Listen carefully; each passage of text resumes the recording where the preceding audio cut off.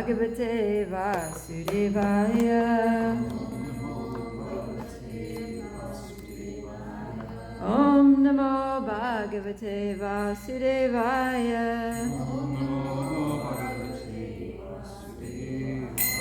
Narayana Namaskritya Naram Chaiva Narottamam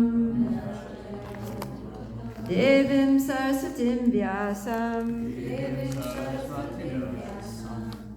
Tato Jayamudirayat Nashta Prayeshu Abhadreshu Nityam Bhagavata Sevaya Bhagavatyutamashloke Bhaktir Bhavati Naishtiki. Jai. So welcome everyone to this morning's Srimad Bhagavatam class. We are reading from Canto 10, Chapter 11. This chapter is called The Childhood Pastimes of Krishna. And we're covering from 21 to 36. So, someone please read 21. Does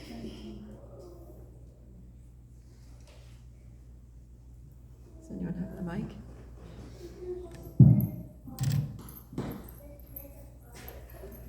Shri Shukadeva Goswami continued. Then one day, having seen the great disturbance in Vrindavan, all the elderly persons among the covered bed, headed by Nandavaya, assembled and began to consider what to do to stop the continuous disturbing situations in Punjab.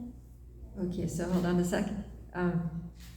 So the disturbing situations have been numerous, and the most recent being that these two trees fell, two huge Yamala Arjuna trees just came crashing down and could have killed Krishna, right? The trees could have fallen on Krishna's head very easily, and they could have harmed one of the other boys or destroyed the house or something. And so everybody's becoming very concerned. And so the place that they're living in now here is called Vrindavan. So Brihad means great, and it's a synonym of Mahavan, right? Maha also means great. So the place is Mahavan, or it's also called Gokul. And so the verse is saying here that Mahot Patan, that Maha Utpatan. Utpatan means disturbances, and Maha means great. So in Mahavan, they were Maha Utpatan. In this great forest, there were very great disturbances. And so Nanda Maharaj and all the other cowherd men, they assembled to discuss, it says, Vraja Karyam, to discuss what should be done in Vraj about these disturbances. Or the acharyas say that this Vraja Karyan also means Krishna, which means the person for whom everything should be done in Vraj. So they're getting together to discuss, and both interpretations apply here, that they're getting together to discuss what should we do about the situation here in Vraj, and also what should we do about Krishna, to protect Krishna, to care for Krishna, to ensure that he is very secure. So Vishwanath Chakravarti Thakur says that actually Krishna inspired the cowherd men. He said that from within the hearts of the older cowherd men, he inspired them with this idea to move, to leave Mahavan or Vrindavan or Gokul, to leave that area and to go to Vrindavan, because it was his desire to go and play in Vrindavan. Okay, so text 22. At this meeting of all the inhabitants of Gokul, a cowherd man named Upananda, who was the most mature in age and knowledge, and was very experienced according to time, circumstances, and country, made the suggestion for the benefit of Rama and Krishna. So here in the Sanskrit it says, Desha, Kala, Artha, Tattva, Gya. So this was Upananda's qualification, is that he was very knowledgeable and experienced in regards to Desha, Kala, Artha, Tattva. In other words, he could understand that in making any important decision like this, like how are they going to protect all their community, and especially how they're going to protect Krishna and Balaram, we need to consider time, place, and circumstances. Right? So this is very important for us whenever we're making important decisions, that we need to understand that how to apply the principle depends on the current place, the current time, and the current circumstances. So obviously, in a different situation, things need to be adjusted differently. So that's something that the cowherd men were very aware of.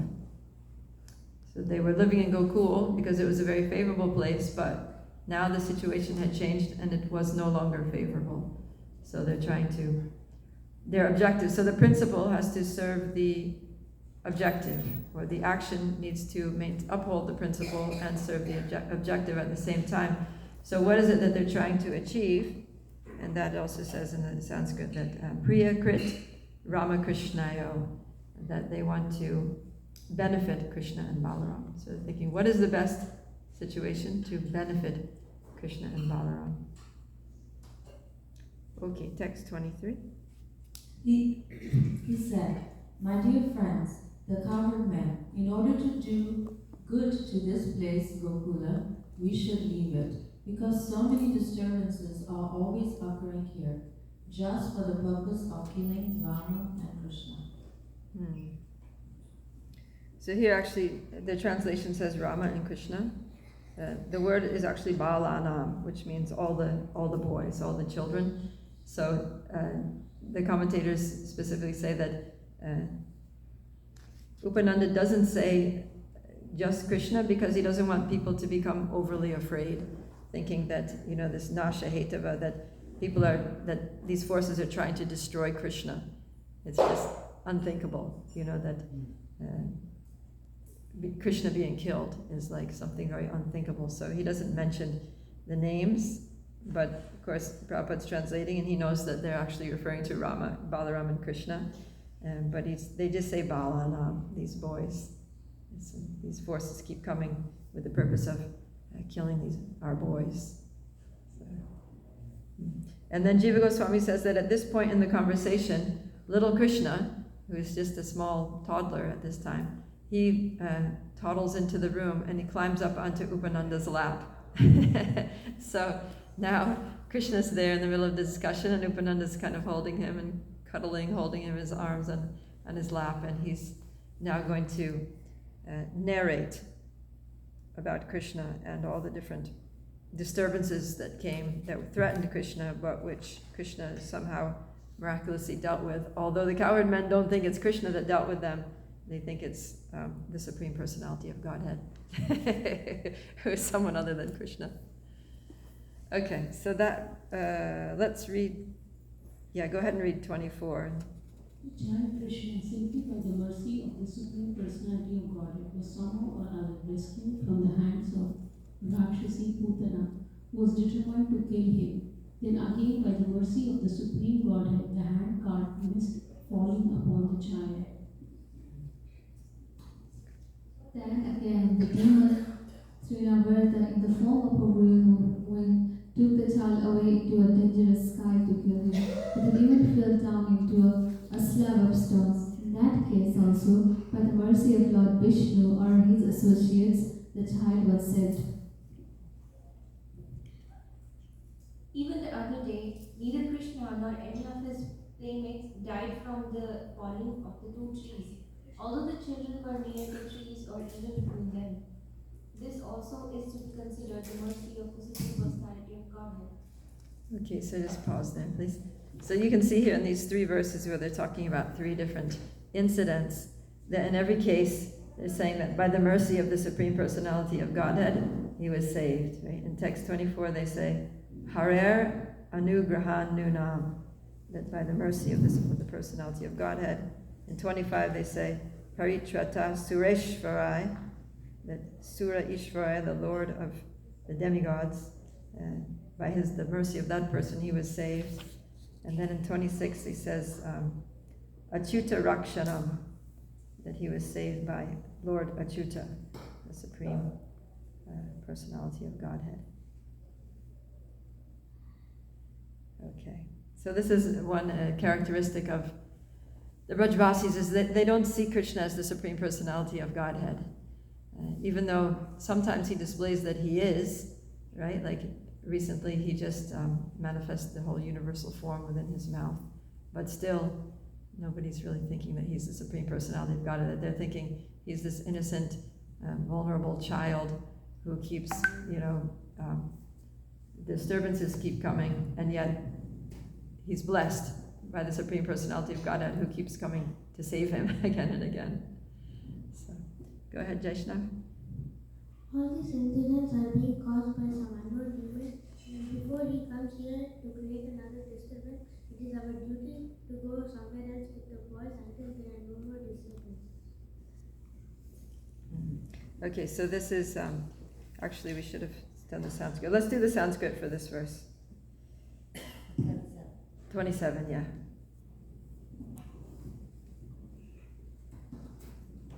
Got it? Okay. Yavad odpatiko rishto Rajam nabi bhavet itaha Tavad balam upadaya Yasyamon yatra sanugaha Yavad odpatiko rishto Rajam nabi bhavet itaha Tavad balam upadaya Yasyamon yatra sanugaha.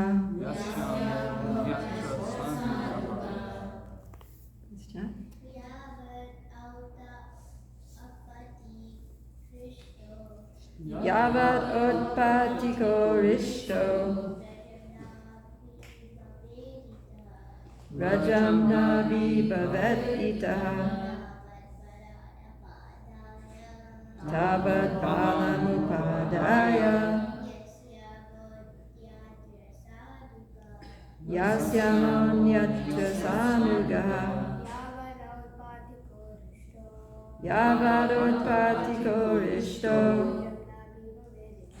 Rajam nabi bhavet itaha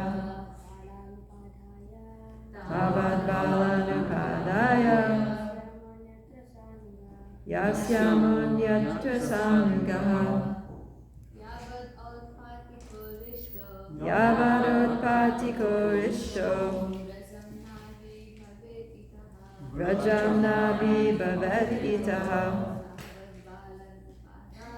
Tavad balam upadaya Yasyamonyatra sanugaha Yavad utpatiko rishto Rajamna bhavet itaha Tavad balan upadaya Yasyamonyatra sanugaha. Let's do the word for word all together. Yavat, so long, Utpatika, disturbing, Arishta, the demon, Rajam, this Gokula, Rajabhumi, na, not, Abhi Bhaved Itaha, go away from this place, Tavat, so long, Balan, Upadaya, for the benefit of the boys, Yasyamaha, we shall go, Anyatra, somewhere else, Sa Anugaha, with our followers. Translation and purport by His Divine Grace A.C. Bhaktivedanta Swami Srila Prabhupada Ki. All these incidents are being caused by some unknown demon. Before he comes here to create another disturbance, it is our duty to go somewhere else with the boys until there are no more disturbances. Purport. Upananda suggested, by the mercy of Lord Vishnu, Krishna has always been saved from so many dangerous incidents. Now let us leave this place and go someplace where we may worship Lord Vishnu undisturbed, before there is another cause of death from some demon who may attack us. A devotee desires only that he may execute devotional service undisturbed. Actually, we see, however, that even during the presence of Krishna, when Nanda Maharaj and other cowherd men had the Supreme Personality of Godhead in their presence, there were disturbances. Of course, in every case, Krishna came out victorious. The instruction we may derive from this is that we should not be disturbed by so-called disturbances. There have been so many disturbances to our Krishna consciousness movement, but we cannot give up our forward march.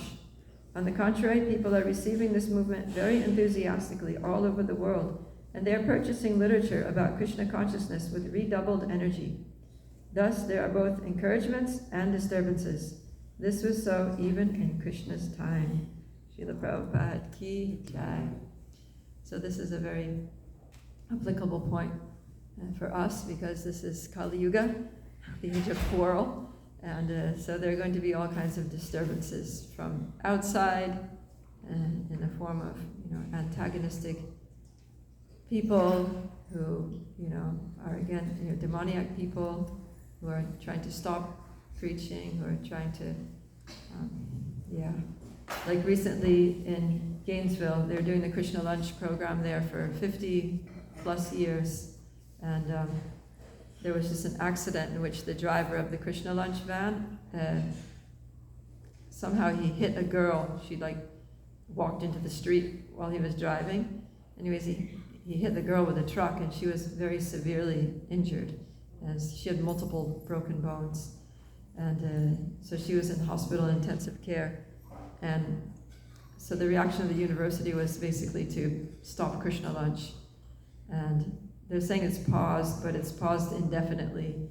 And there's been a lot of, in the recent year or maybe couple of years, there's been a lot of push to end Krishna lunch.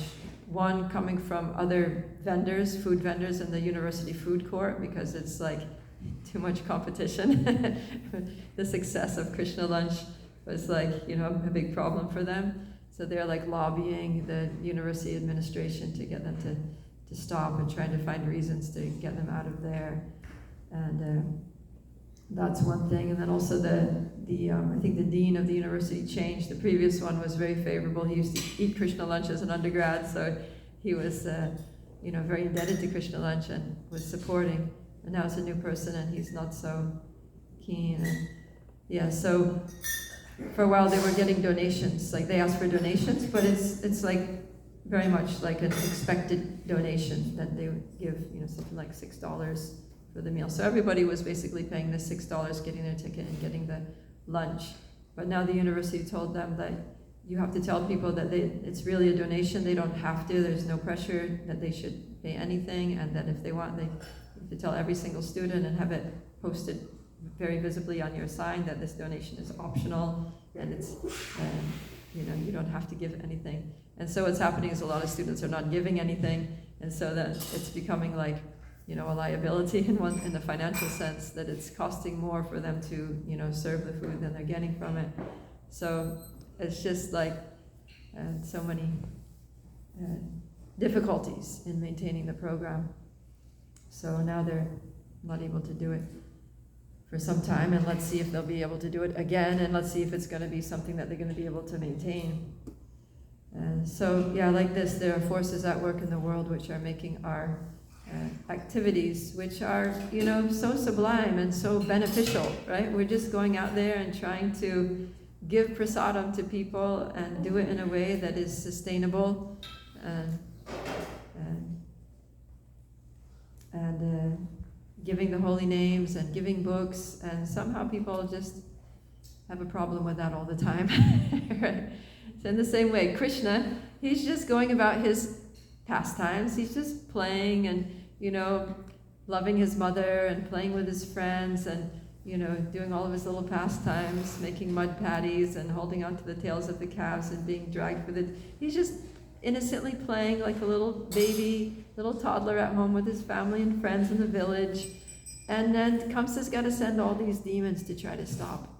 It's like you're doing something very beautiful, very innocent, very wonderful, very beneficial. And some people have to come along and try to just mess it up and put an end to it. And no, we can't have good things in this world. We can't have spiritual enlightenment. We can't. So this is the nature of the world that we live in, and especially in this age. So, but the point Prabhupada is making here is that these disturbances are going to be there. He says it's not all disturbances. There will be both encouragements and disturbances. So like with Krishna Lunch, there are people who appreciate Krishna Lunch. There are students who love it. There are faculty members that come and support it. There are donors who give to, sponsor it. So there are encouragements and also disturbances. But he said that we shouldn't be disturbed by the so-called disturbances. In other words, we should still push on, no matter what's happening. So devotees are trying their best to do that. They're continuing to do Krishna Lunch, distribute food from the center itself. They have a porch, like a little cafe, they call it the side porch, where people can come. So they can't serve on campus, but students can come, just a 5-minute walk to the temple and get prasadam. And even though they can't serve food on campus, the devotees are still going and doing kirtan every day. So they're sitting there in the same spot where they would serve food and do kirtan, and they're not serving food, but they're doing kirtan. So they're being a presence. They're putting up a sign saying prayers for healing, for the girl who was hurt, and for the relationship, and just for the world. Whatever healing needs to be done, come and join us. We're chanting, and this chant is a prayer for healing. So they're pushing on. So this is what we need to do without being discouraged. Just flex with the circumstances, adjust accordingly, and just find a way to just keep giving the mercy, keep giving the association and knowledge to people. So this is what the Brajvasis are doing. They're like, okay, there's so many disturbances here. They've named a few disturbances, but we need to protect the children, and we need to continue with our activities.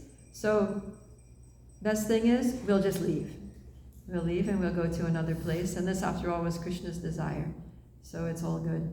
So sometimes that's another thing to take into consideration, is sometimes it may be Krishna's desire, right? Ultimately, he is the supreme controller.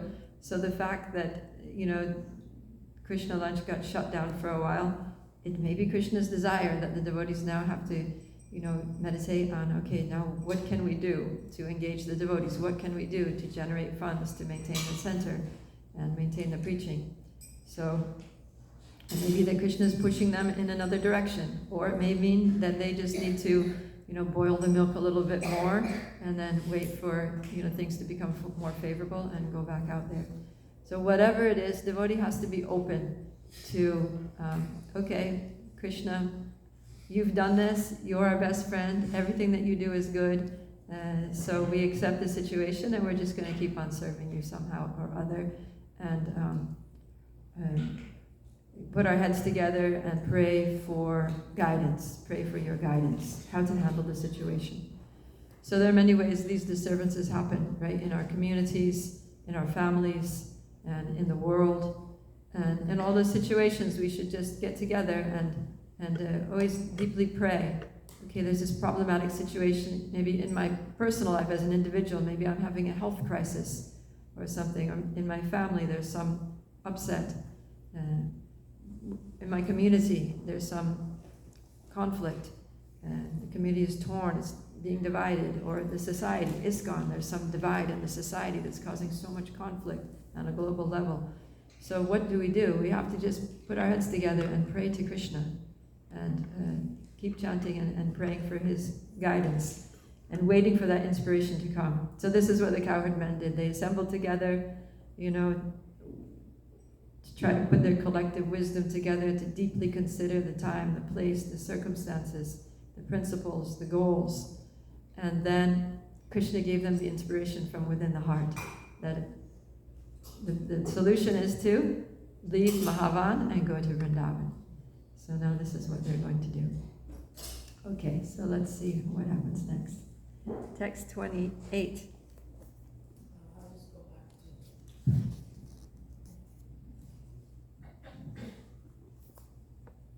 Between Nandeshwar and Mahavan is a place named Vrindavan.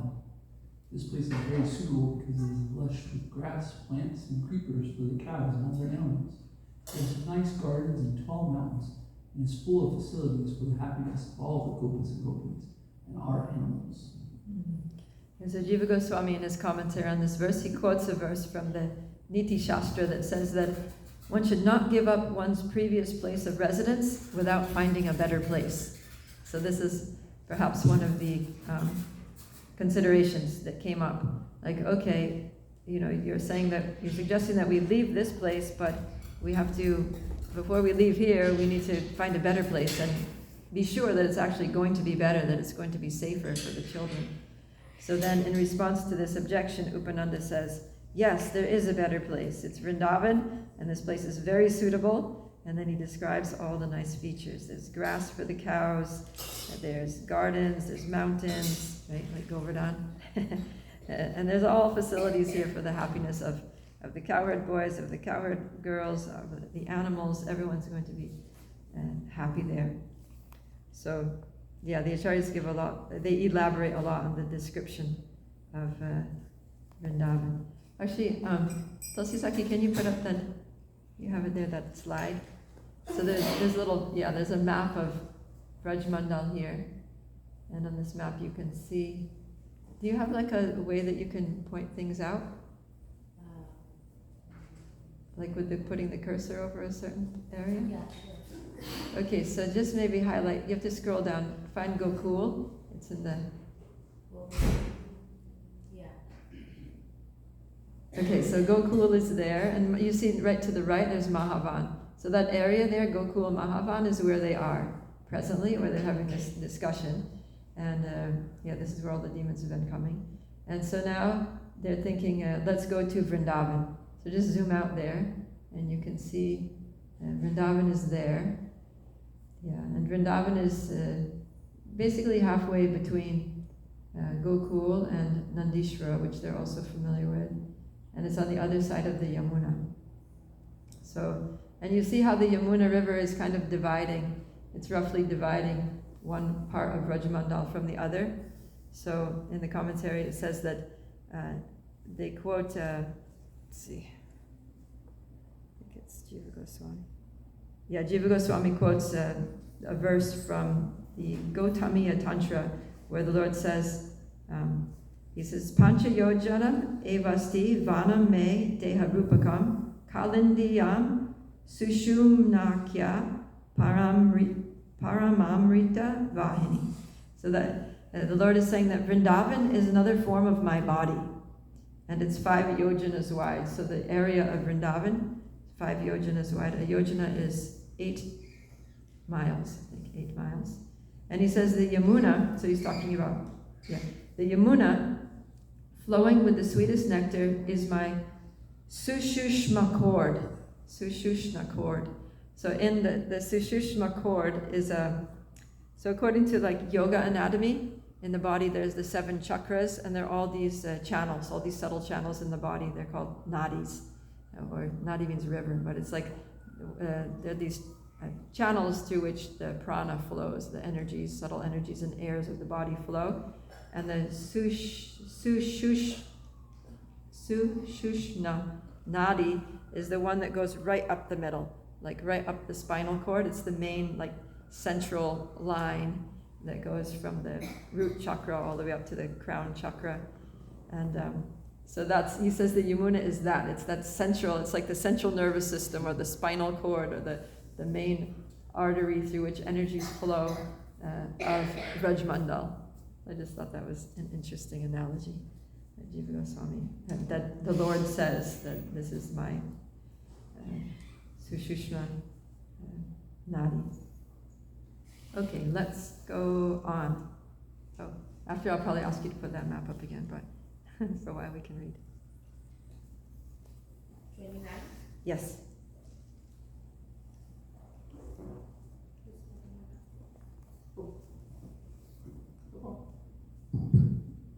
Therefore, let us immediately go to Vedic. There is no need to wait any further. If you agree to my proposal, let us prepare all the bullock carts and put the cows in front of us, and let us go there.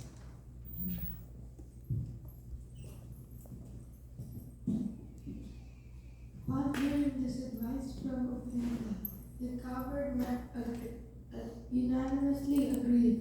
Very nice, they said, very nice. This sorted out their household affairs, placed their clothing and other paraphernalia on the carts, and immediately started for Vrindavan.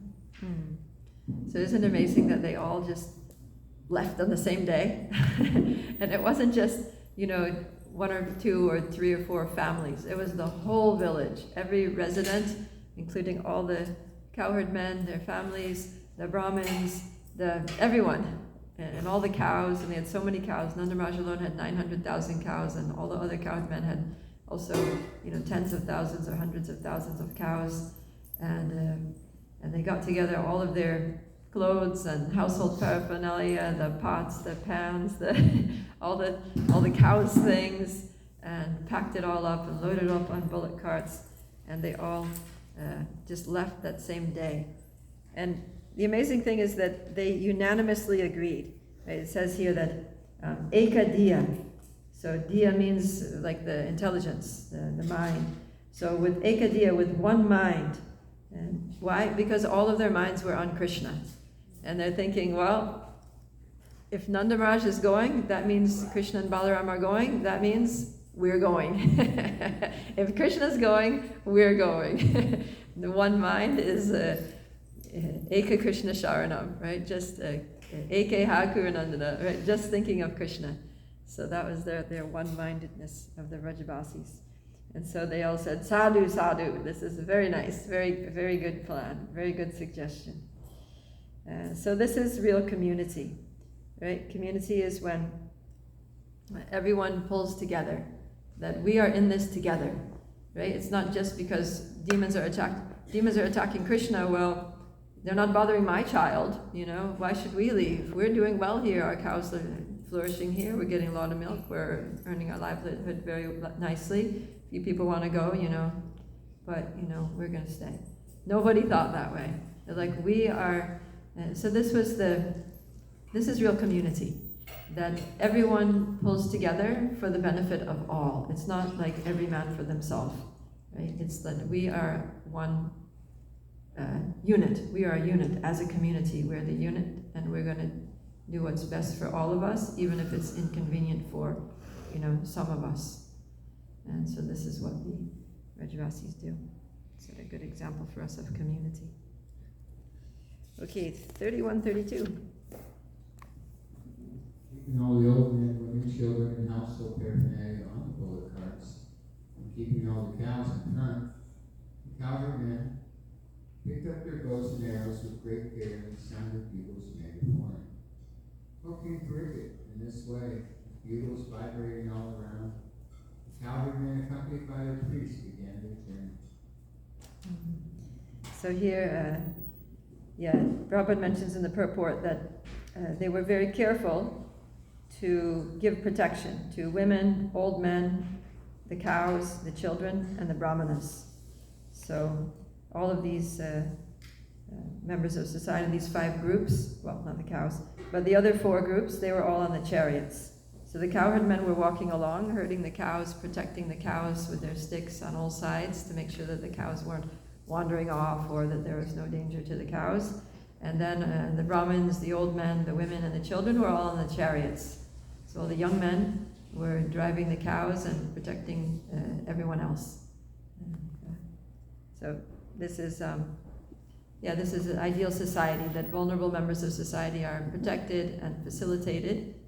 And any community that doesn't give protection to children, women, old men, and brahmanas and cows is not going to flourish, right? Because protecting these members of society pleases Krishna, and that's why the Brajavasis do it, right? It's because they do everything for the pleasure of Krishna. So if we want to please Krishna in our communities, then we have to make sure that proper care and facilitation and protection is given to the children, the women, the old men, the Brahmins, and any cows that we have in the community, or we can support ahimsa dairy and cow protection in other communities. Okay, we have a few more verses, so let's go on. The cowherd women riding on the bullock carts were dressed very nicely with excellent garments, and their bodies, especially their breasts, were decorated with fresh kumkum powder. As they rode, they began to chant with great pleasure the pastimes of Krishna. So this is something the Brajavasis are constantly doing, is always chanting with great pleasure the pastimes of Krishna. Right? It says here, Krishna-lila, jagu pritya, with great priti, with great pleasure and love. They're chanting Krishna-lila, the pastimes of Krishna. And so one would think that it's kind of an emergency situation here. The reason that they're basically evacuating, it's like an emergency evacuation of Gokul. So, and why? Because of danger, because of demons who are threatening to kill their children. So can you imagine if there were some demons that were coming in and they were trying to kill our children, right? They're going to TKG Academy and they're like, gunmen going into the school, or, they're just like snipers on rooftops trying to shoot the small children on their way to the temple in the morning, or something like, can you imagine? It would just be such a hellish situation. It would be like a really terrible nightmare, and we would all be thinking, we need to clear out, we need to protect the children, we need to move to another place that's safer. And in the moving process, there would be a lot of anxiety, right? We would be fearful knowing that these snipers or demons or criminals are lurking around, and they could attack at any moment, especially if we're out on the open road, just walking, which is what they were doing. They were walking, or just on bullock carts. It wasn't like, high security vehicles or anything. So the dangers were still present, and they were doing this emergency evacuation because, like, literally demons were trying to kill their children. And yet, they're not afraid. There's no indication of fear or anxiety. Instead, they're singing, they're all dressed up, they're decorated, and they're just with great pleasure and happiness. They're, just singing the glories of Krishna and riding along on their chariots. So this is something also that we're talking about, how there may be disturbances. So are there disturbances in our lives, in our families, in our communities? And yet, because we take shelter of Krishna, we deal with those disturbances in a peaceful way, right? We can manage them with a calm, cool head, without being too fearful, knowing that Krishna is our protector, Krishna is our maintainer, Krishna is controlling everything. And so we can see everything as Krishna's mercy, even if it appears to be danger. And while we take appropriate measures to restore peace and security, but we don't do it with fear, right? We do it with faith. everything is ultimately going to be all right, because Krishna is taking care, because Krishna is our protector, Krishna is the controller. So that's something important to think about. And that's the symptom of Krishna consciousness, that we take responsibility. When there's danger, we take responsibility and we take action to remove the danger. But we do so peacefully, knowing that, okay, this is Krishna, and I have faith in Krishna, and we're going to take guidance from Krishna, and it's all going to be okay because it's of Krishna. Right? Okay, text 34, please. Thus, hearing about the pastimes of Krishna and Balaram with great pleasure, Mother Yashoda and Rohini Devi, so as not to be separated from Krishna and Balaram for even a moment, got up with them on a one bullock cart. In this situation, they all looked very beautiful. So this was the main bullock cart that had Krishna, Balaram, Mother Yashoda, and Mother Rohini. Mother Rohini is Balaram's mother, and Mother Yashoda is Krishna's mother. And it says here that they were very happy hearing about the pastimes of Krishna and Balaram. So Sanatana Goswami says that they were actually hearing pastimes of Krishna and Balaram from Krishna and Balaram. As Krishna and Balaram, these two little boys, they were chattering away the whole time about their own activities. Like, hey Balaram, remember when this happened? Or Krishna, that was so cool when you did this. Or, they're like just talking amongst themselves about all their different activities, all their different games that they play, and how they dealt with this demon and how they dealt with that demon. And they're like two little boys just, sitting in the chariot and talking and laughing and joking between themselves. And because they're still very small, they're just like 2 or 3 years old, so their words are very, very sweet, right? When a 2-year-old child talks with their broken language and their sweet little voice, it's like the parents just want it, whatever they're saying, even if they're saying complete nonsense, the parents just want to hear every word. They're just like smiling just to hear the words of the child. So what to speak if they're speaking Krishna Katha?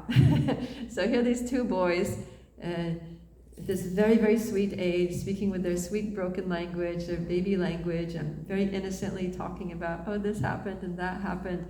And Mother Rohini and Mother Yashoda are just sitting there next to them, just like relishing every word. Their hearts are melting in bliss, hearing their voices and hearing them giggle and laugh, and the way they're just moving their bodies, they're talking, and maybe sometimes Krishna's like, slapping Balaram on the arm, or holding his hand, or they're nudging each other and laughing, or something like that. Little playful, childish antics, and the way they're moving their heads and their chubby little bodies bouncing along on the bullock cart. And so so the mothers are just enjoying this immensely, watching these exchanges. So it's very sweet for them. Okay, let's go to text 35. In this way they entered Vrindavan, where it is always pleasing to live in all seasons. They made a temporary place to inhabit by placing their bullock carts around them in the shape of a half-moon. Okay, and the last one. Okay, correction. When Radha and Krishna saw Vrindavan, Govardhan, at the banks of river Yamuna, they both entered to his pleasure. Jai. Thank you. So let's go back to that map for a second.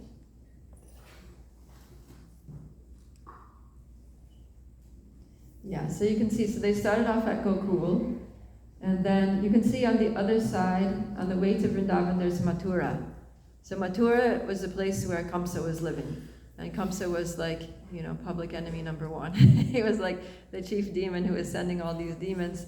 And the Brajvasis weren't so sure where these demons were coming from, but you can be certain that they had some suspicion that Kamsa was sending them. So when they went, they traveled along the east side of the Yamuna.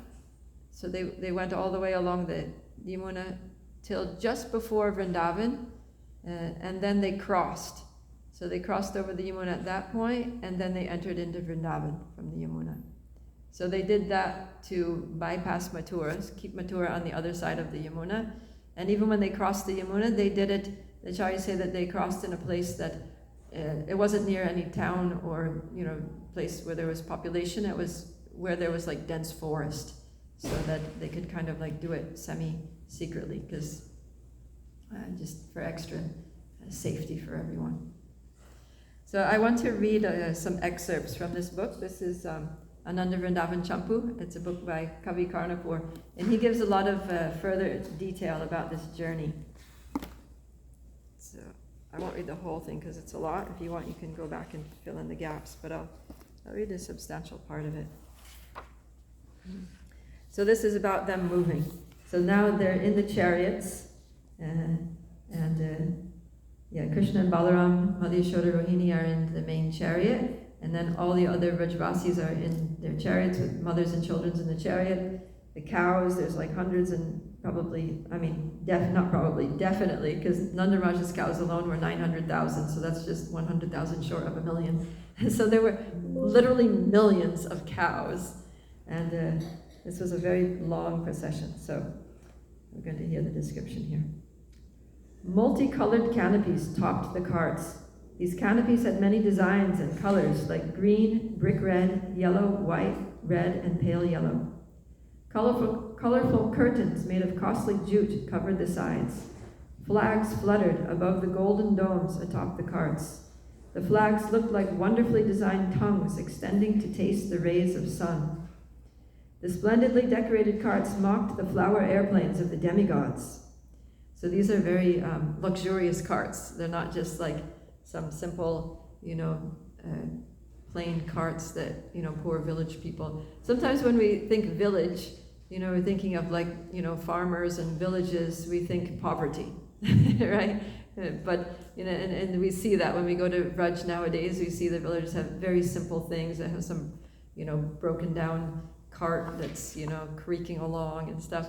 But that's not how it was in Krishna's time, right? In Krishna's village, in Gokul or Vrindavan, the Vrajvasis were very opulent, right? They had so many cows, they had so much milk, they had, butter to throw on each other at events, and ghee to just like have food fights with, at Krishna's birthday and things like that. So, yeah, they had a lot of opulence, and so they would, everything was decorated, everything was beautiful. There were the gold domes on the tops of these carts and silk flags and all this. So, and it says that they were more opulent and beautifully decorated than the airplanes of the demigods. Indeed, these bullock carts established a new standard of excellence among conveyances. Just as there is no fault in being attached to sadhus, the carts were faultless in construction and beautiful to behold. As devotees become beautiful by engaging in Krishna's service, the chakras above the carts looked as beautiful as chakravaka birds floating in a lake. As the sons of Kuvera are attached to residing in his capital city of Alakapuri, similarly the wood yokes were attached to the carts. The carts held many gorgeous pots made of gold, silver, brass, bell metal, and copper. So they had all these dairy products, right? We were hearing about how they had these storerooms full of pots of yogurt and butter suspended from the ceiling, how Krishna would sometimes break those pots and get the butter, and so forth. So all these pots were loaded onto the carts, and they were put into, some of the pots were gold, silver, brass, copper. So even the pots were very valuable. Extending from Mahavan to Vrindavan, the long line of cows and bullocks looked like a separate branch of the Yamuna River.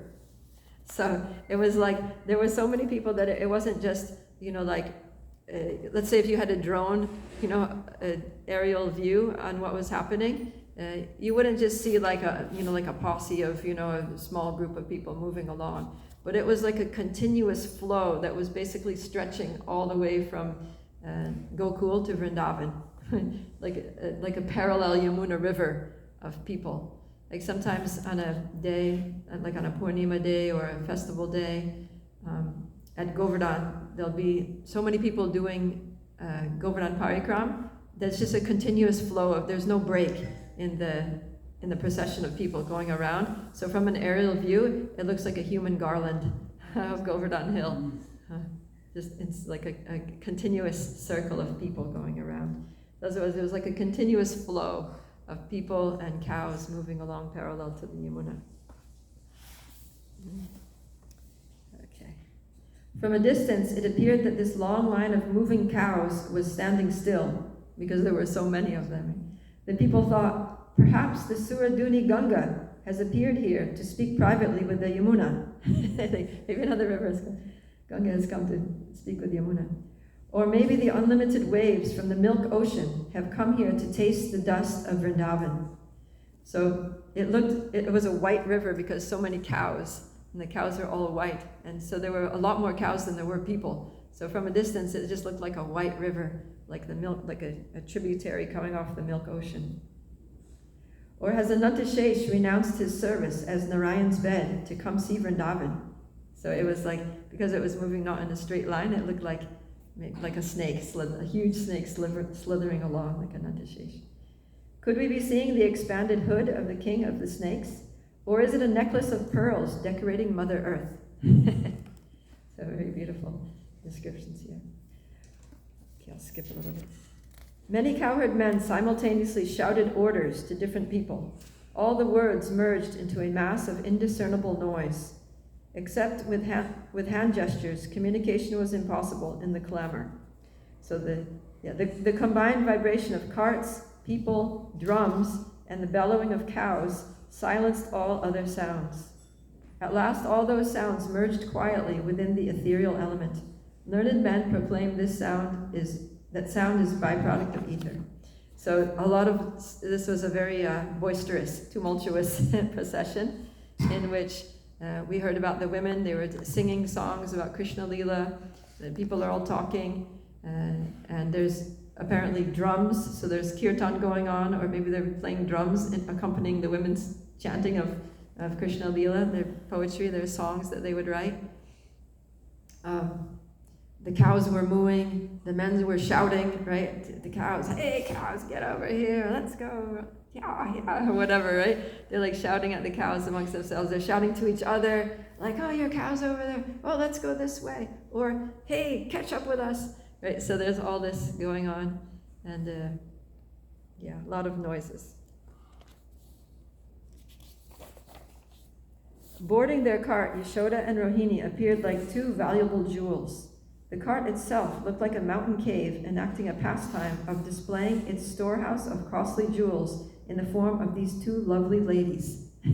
Their sons Krishna and Balaram shone as the embodiments of benediction for the three worlds. With their all-auspicious sons sitting on their laps, the two mothers achieved all perfection and looked very beautiful at the same time. Yashoda and Rohini simultaneously glorified Krishna. From a distance, it seemed that they were quarreling. Because they had to yell so loud. They were like yelling so loud to be able to say something and be heard. And they're glorifying Krishna and Balaram, and it looks like they're yelling because they're like, this Krishna is so amazing. I like this analogy of the cave, like a mountain cave. So inside the caves, there would be jewels, and the jewels would be glittering. So when you approach the mouth of the cave and look inside it, you can see the glittering jewels. So these carts were like caves, and the jewels inside were Mother Yashoda and Rohini, that they were so beautiful and splendidly effulgent, especially with Krishna and Balaram on their laps. Hundreds of armed sentinels stood guard around the carts. When the bullock procession left Mahavan, it looked like the personified wealth of the capital had suddenly risen to touch the sky. It seemed that the goddess of the city personally led the way to beautify the journey. All that was left of the capital was the land. At that time, the advanced party of Nanda Maharaj returned from Vrindavan to join the procession. So they went ahead to make sure, to decide the place where they would stay, and then they're coming back to join the procession. And they have armed sentinels. So although it was a cowherd community, it wasn't only cowherd men. It wasn't only Vaishyas, but there were also Kshatriyas, there were guards that would be armed with weapons and guarding. And there were also Brahmins, of course, and there were also Shudras who were assisting and doing different tasks, repairing things and building things and all that. So it was a complete society. Since such a vast party could not cross the Yamuna before sunset, they decided to camp on the banks of the river. The elderly cowherd men, even without receiving Nanda's order, erected their tents and prepared for the night. Invisibly, the goddess of the city helped everyone quickly establish their habitat. So yeah, it was getting dark because they'd left the same day, and it was a long journey, and they were going on foot. From Gokul to Vrindavan is roughly like 25 miles, I think, or 25 kilometers. Anyways, it's some distance. So it was a long walk. I mean, it's too long to go in one day, and especially when they started, and they didn't start in early morning because it was after the meeting and the decision and the packing. So they had to stop somewhere on the way, and they set up a camp. So what they would do is they would put all the carts in a semicircle, and then they would the open end of the semicircle would be either up against the river or up against a forest, and that way they would keep all the cows inside the semicircle, and they would do all the cooking and activities, whatever they had to do inside the semicircle, so it was a safe space. And so I think this will be described. Yeah. Please hear about that splendid city which arose on the bank of the Yamuna. A kaleidoscope of colorful tent canopies covered the 10 directions. The cowherd men expertly erected walls made of cloth to surround that temporary city of tents. As in an ordinary city, they made 4 pathways bisecting the 4 directions.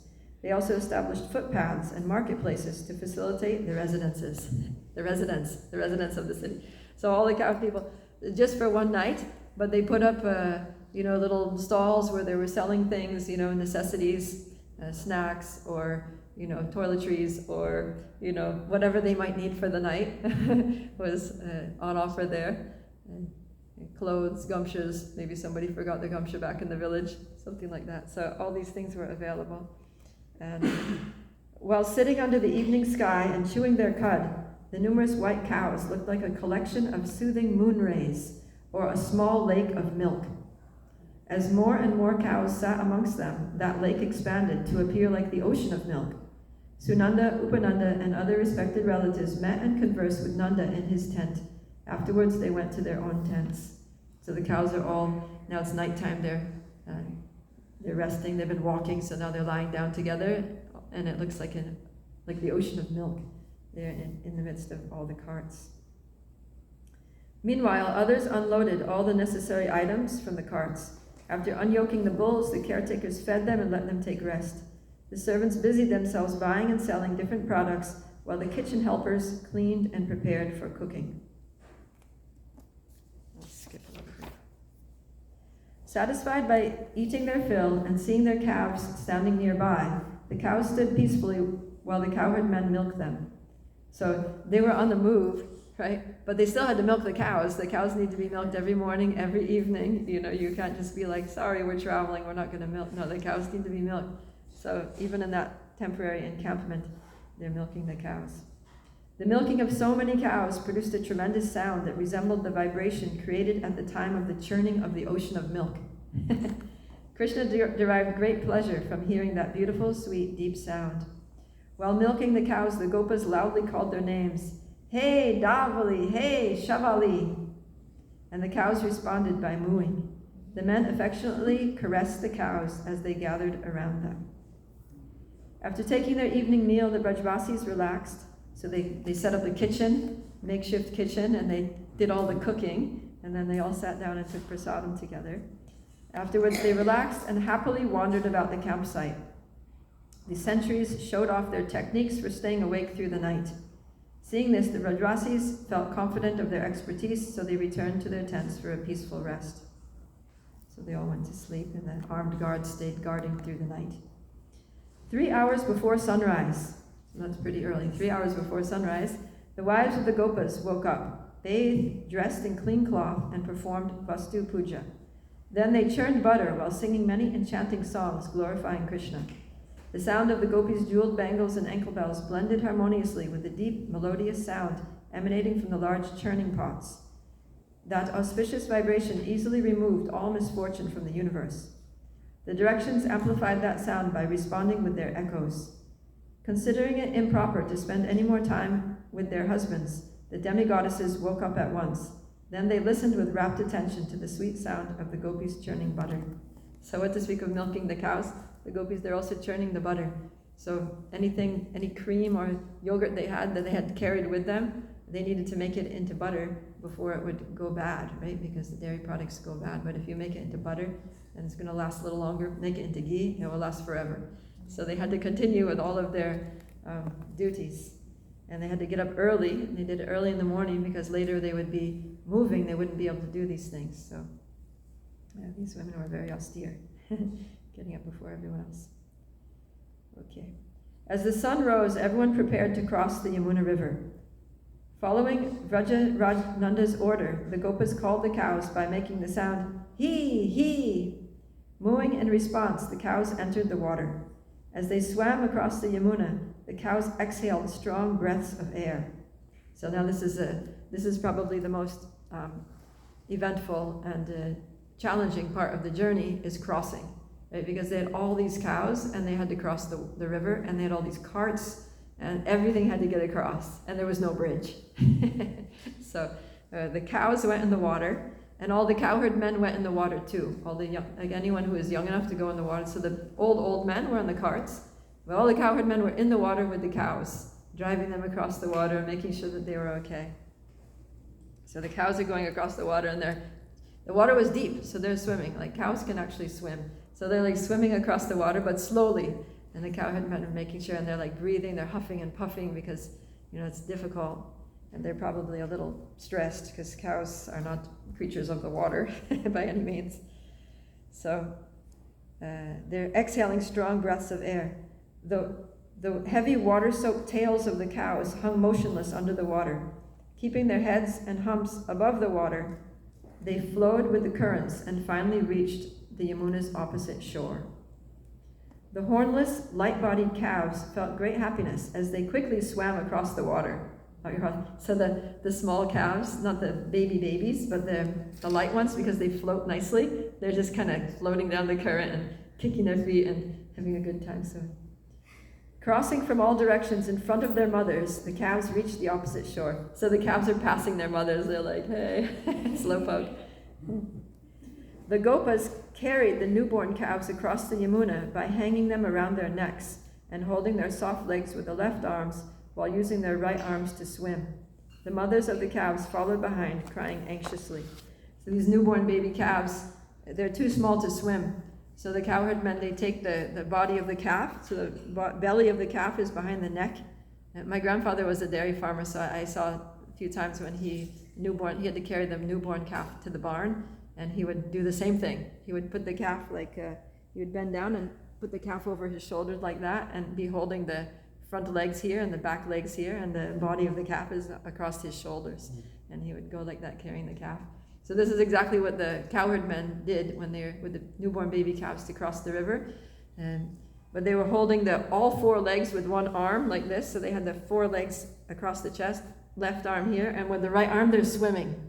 So imagine you're swimming, you're kicking your legs and going like this with one arm, and you've got a calf on your back and you're holding its legs, and probably the little thing is kicking and moving, and the mothers are like worried about the newborn babies, so they're like, and the little calf is, and you're trying to swim.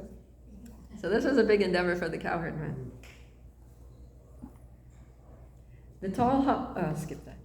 Many highly decorated golden boats. So this is how the carts are going to get across now. Many highly decorated golden boats exhibiting the epitome of artistic craftsmanship cruised along the Yamuna. The best among those boats had an ornamental cabin topped with beautiful flags gently flapping in the breeze. Krishna and Yashoda, Rohini, and their maidservants boarded that boat. Krishna enjoyed watching the rows of small waves in the Yamuna. The wonderful effulgence of Krishna's body enhanced the beauty of the Yamuna and made it look like a sparkling gem. Leaving Yashoda's side, Krishna leaned over the edge of the boat. While supporting himself with his left hand, Krishna stretched his right hand under the water to touch the bottom of the boat.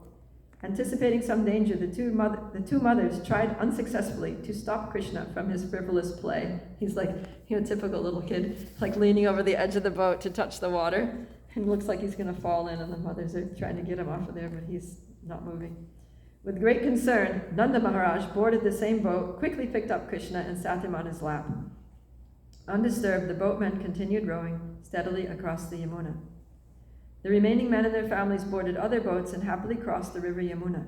After ferrying all the people, the boatmen used boarding platforms to load all the bullock carts and cross the river again. So first they brought all the people across, like ferries, ferrying them across the river, and then they went back and they loaded the carts onto the boats and they brought the carts across. There's another description. Jiva Goswami says that, and these pastimes happen again and again, right? So they happen sometimes different ways. So Jiva Goswami describes that one time when they're crossing the Yamuna with all the carts, what they do is they don't have boats at that time. There's no bridge and no boats. So what they did was they put and the carts are made out of wood, so the carts also apparently float. So they put one cart in, and then they tied with all their ropes. They have a lot of ropes because for herding cows. So that with the ropes, they tied the next cart onto the first cart, and then they put it in the water, and then they tied that to the next one. So then they tied all the carts together, and they made like a bridge with the carts, and then all the people walk across the carts, and then when all the people on the other side, then they got a rope, and they start pulling all the carts out of the water, like that. So that's pretty clever, right? Little work of engineering. So one thing that struck me is how even though they're fleeing because of danger, but they're very blissful. You know, it's like a celebration. It's like, you know, it sounds like it's like a joyous procession, like a Rath Yatra procession, where there's beautiful carts full of flags and colors, and everybody is happy. They're singing, they're playing drums. On the one hand, they're a little worried about Kamsa and demonic attacks, but they're not letting that damper their enjoyment, right? Because in Krishna's pastimes, everything is enjoyable, right? It's just flooded with rasa, all different kinds of loving exchanges and relationships between Krishna and his parents, the cowherd boys, the cowherd men, the cows. They're all helping each other, they're supporting each other. The men are scoping out the new place, then they're coming back to help. Krishna's almost falling in. Nanda's jumping on board. The sentinels are there. They're protecting the people, protecting the cows. Everybody's helping, cooking. They're joining hands. And some people are cutting vegetables. Some are making fires. Some are serving it out. People are packing. People are unpacking. People are buying. People are selling. So they're all just working together very harmoniously. Is the ideal society or community to bring everyone to a place of safety and joy. So this is the goal of communities, of Krishna conscious communities, and we can follow in the footsteps of the Vrajavasis and have these beautiful communities and providing safety and happiness for all members. And whether we stay in one place or whether we move to another place, we'll always be happy in Krishna consciousness. All right. Any questions or comments about this glorious move? Yes, Jaishnav?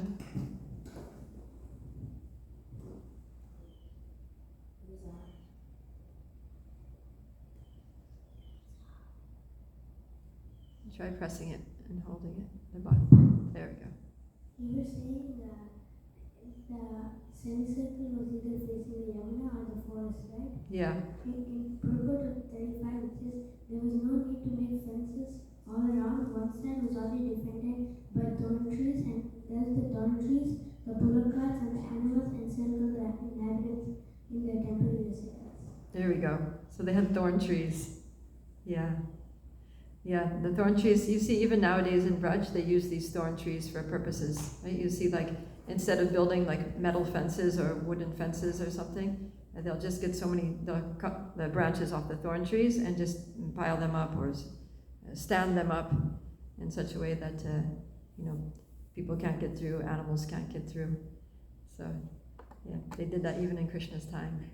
Create a wall of thorn trees so that the cows don't go there, people don't wander there, and it's safe. Thank you. Anything else? Tulsi Saki.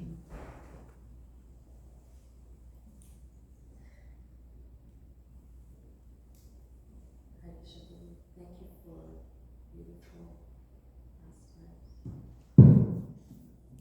This was such a beautiful visual just to follow along as you were saying. Also appreciating how throughout this pastime, how to live and how to make decisions were highlighted. Like you mentioned in the beginning, it was saying, according to time, place, and circumstance. And that was such an important point where only they could know what is actually going on, not depending on someone living somewhere else to make those decisions for them. Yeah. So that was a very important aspect. And also how, because Krishna was in the center, they all could unanimously make the right decision and follow that. That was such a beautiful highlight you brought up with the sense of community. And also the point you were elaborating on, how everybody was joyful, and Mother Yashoda and Emily were joyful, even if they're fleeing, because they're so focused. So they're making the right decisions, they're making the moves to stressful decisions on one level, but uprooting and moving, and yet they are joyfully performing these activities. And they're fearless. Yes. Yeah. So such a beautiful, life lessons on how to live in Krishna consciousness.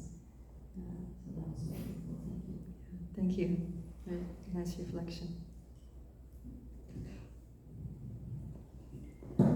Vrinda Sevika. Thank you so much, Mataji. That was a very interesting narration of the pastime. Really enjoyed it. You said like how the Brajavasis were so happy, even in such a turbulent situation. And I was trying to understand how we can, we are always under so many conflicts and, problems. And so how, like we know in one sense Krishna is with us at all times, but how do we still stay blissful or just Krishna conscious totally, even if there's, any kind of Maya attacks on us. And I just wanted to know your thoughts on that. Yeah, I mean the main things are having strong sadhana and having good association. Okay? So if we, sometimes when devotees get in difficulty or stressful circumstances, then they shift their energy away from their sadhana and they just get totally absorbed in the complexities of the circumstance. So that is not helpful, right? As complex as it is, we still need to chant nice rounds, right? We shouldn't be like, oh, I have to deal with this big problem, so I can't chant my rounds, or I can't go to the class, or I can't, do my hearing or reading or those things that we still need to, because those things are the source of our strength. So in a situation where there's danger, we need all the strength that we can get, right? So why would we give up the sources of our strength? No, we need to really take more shelter of those things, right? And chant extra rounds, chant more deeply and attentively. Don't be so caught up in worrying about how to solve the problem that you can't concentrate on your rounds. Just like, put it out of the mind and focus on chanting. And then later when we've chanted, at least 16 good rounds, when we look at the problem or the difficulty, then we'll be able to do so with clarity. And it's more likely that Krishna is going to inspire us from within the heart to be able to come up with the right solution. So, invest in sadhana, and then association is very, very important, right? So if we're with people who are, there's a problem, there's some kind of crisis in your family or your life or your community in some way, and we're with people who are always just complaining and blaming and just being negative about the whole thing, just wanting to give up, to leave, to just blame somebody else and criticize those people for getting us in this problem in the first place or for handling it improperly. That's not very helpful, right? So we need to associate with devotees who are positive, right? Who are encouraging, who are like, okay, Krishna put us in this situation for a reason, right? He wants us to step up and handle this situation. So let's get together let's talk with people who are concerned and competent and Krishna conscious and willing to take positive action. So that's what the Brajvasis did, right? Upananda, Nanda, the senior men who were knowledgeable, right? Who were understood the principle of time, place, circumstances, and were able to use their intelligence to make the appropriate adjustments according to Desha, Kala, Patra. So you don't want to be dealing with like closed-minded people that it's like, no, it has to be this way. And even if, you know, everything's failing, we have to just do it this way because this is the right way to do, this is the only way.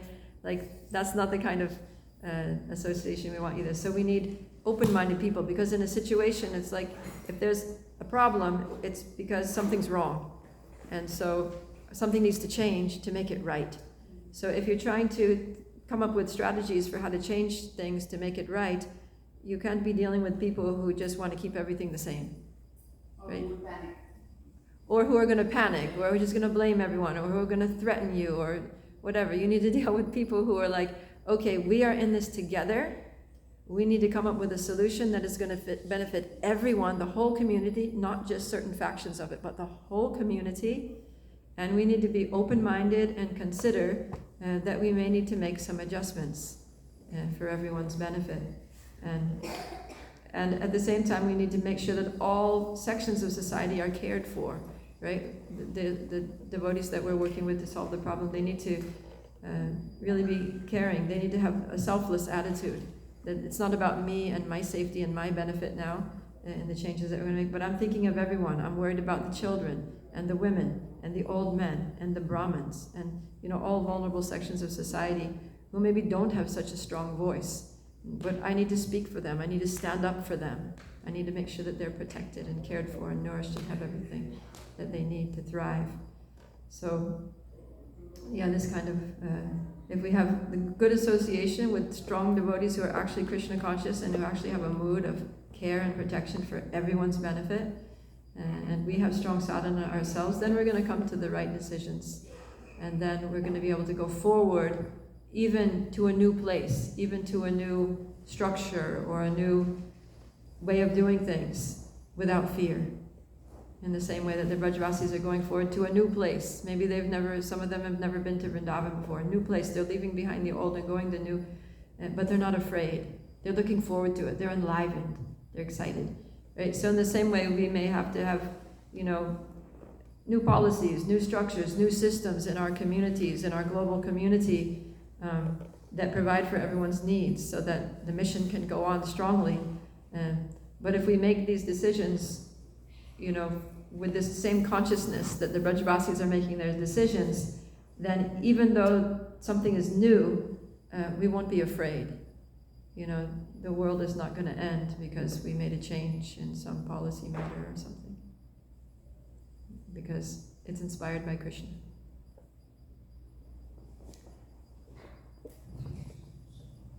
Okay, we're very late, so we better stop. But thank you very much for staying till the end and being here and your nice reflections and questions and additions. Grantaraj Srimad Bhagavatam ki jai, Srila Prabhupada ki jai, Gaur Premanandi, Hari Hari Bol.